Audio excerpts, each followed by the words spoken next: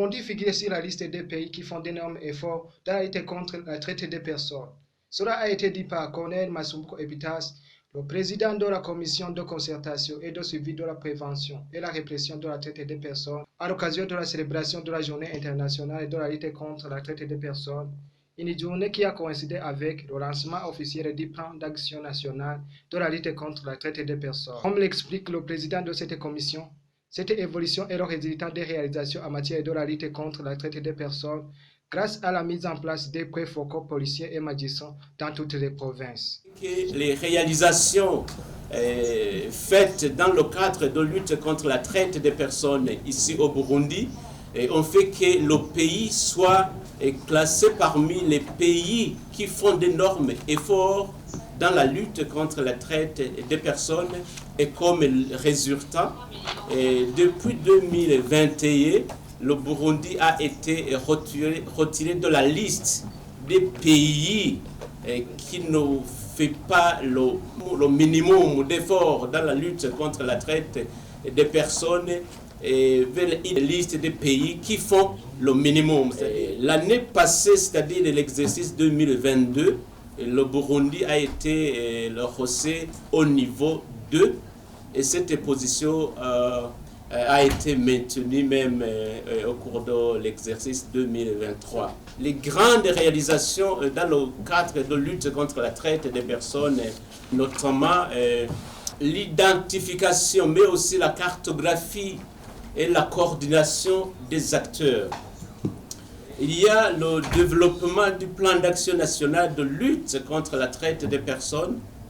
Il y a le développement et la validation des SOP, les procédures opérationnelles standards.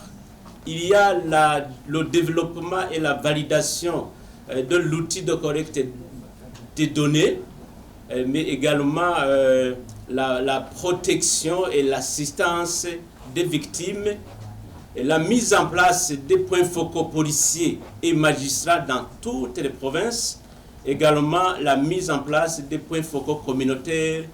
Néanmoins, Corneille Epitas Masumbuko montre des cas et des formes de traite des personnes qui existent dans notre pays. Dans notre pays, on observe la traite sous plusieurs formes. Vous voyez, dans nos ménages, il y a des enfants qui sont, je dirais, qui sont employés, entre guillemets, mais qui sont sous l'âge de travail.